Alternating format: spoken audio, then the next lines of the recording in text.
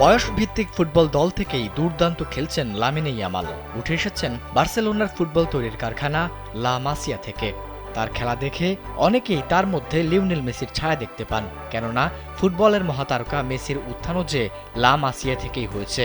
এদিকে ১৭ বছর বয়সী ইয়ামালকেও যে দেখা যায় মেসির মতোই প্রতিপক্ষের ডিফেন্সকে তার অসাধারণ ড্রিবলিংয়ের মাধ্যমে নাটমেক করে গোল পোস্টে বল জড়াতে। ফলে যতই দিন গড়াচ্ছে ইয়ামালের দুর্দান্ত পারফরমেন্সের কারণে মেসির সঙ্গে লামিনের এই তুলনা যে ক্রমেই বেড়েই চলেছে। আর মেসির সঙ্গে এখনই ইয়ামালের এই তুলনাকে বাড়াবাড়ি বলে মনে করছেন অনেকেই।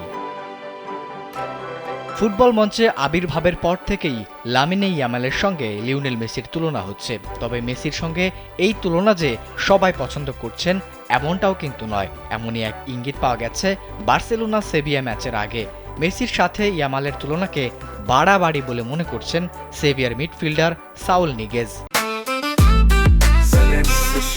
জেনেক্সে শিফট করো, লাইফকে লিফট করো। এমনকি এই ধরনের তুলনা ইয়ামালের সাফল্যের পথে বাধা হয়ে দাঁড়াবে বলেও মন্তব্য করেছেন তিনি। রোববার লা লিগায় বার্সার মুখোমুখি হবে সেভিয়া। সেই ম্যাচের আগে সাউল কথা বলেছেন ইয়ামালকে নিয়ে। ১৭ বছর বয়সী ইয়ামালকে নিয়ে সাউল বলেছেন, যদি ইয়ামালের সমর্থকরা তাকে সফল দেখতে চায় তবে তাদেরকে মেসির সঙ্গে তুলনা করা কমাতে হবে। এছাড়া যদি তারা ইয়ামালের ভালো চায় তবে আমি বলবো একটু ধীরে সুস্থে তুলনা টানতে।